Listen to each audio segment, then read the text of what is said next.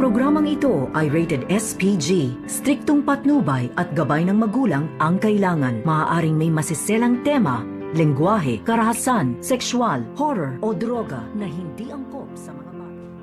Nailigtas na nga itong si Lolo Pepe dito sa pulis na sumusunod dito kay Moira. Dahil kumakalabog nga ang likod ng sasakyan nito at sakto na nagising naman itong si Lolo Pepe. Kaya agad itong humingi ng tulong dito sa pulis. At binuksan naman dito ng pulis ang kotse dito ni Moira. Kaya tumumbad sa kanyang harapan itong si Lolo Pepe. Kaya sinabi dito na gusto siyang saktan ng kanyang manugang. Kaya naman agad na naituro ito. Agad na dinala dito ng pulis itong si Don Pepe sa ospital upang maagapan agad dahil nga sa pagpukpok dito ni Moira sa kanyang ulo. Kaya naman mababalitaan dito ni Giselle at ni RJ ang kuha doon sa CCTV footage ng Apex na nagkaroon nga ng pagkikita itong si Zoe at si Don Pepe at may tinitingnan nga itong papel. Kaya naman nung makabalik na itong si Lolo Pepe sa Apex ay agad naman kinausap ito si Zoe na nakipagsabuatan nito kay Moira upang mapahamak siya. Nag-explain at nagpaliwanag naman itong si Zoe ngunit hindi na ito makakatakas dahil nga rinig na rinig niya ang sinabi dito na kailangan niyang gawin upang maprotektahan ang sikreto nila ng kanyang ina. Matagal na pala silang niloloko dito ni Zoe dahil matagal nang alam dito ni Zoe na hindi siya tunay na anak dito ni RJ. Kaya ganun na lamang ang galit dito ni Giselle nang ipakita dito ang kanyang cellphone na isinesend dito na driver dito ni Lolo Pepe na nakunan nito ng kuha at pati din doon sa labas ng hotel na isinakay itong si Don Pepe.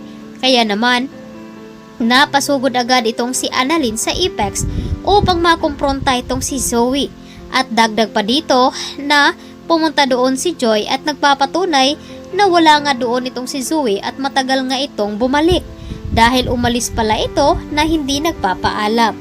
Kaya naman, nabisto na ni Annalyn at nakakasigurado siya na nakikipagsabuatan nito sa nangyari dito sa kanyang Lolo Pepe. Kaya kinakabahan itong si Zoe. Tila natataranta ito dahil hindi niya alam kung ano ang kanyang gagawin.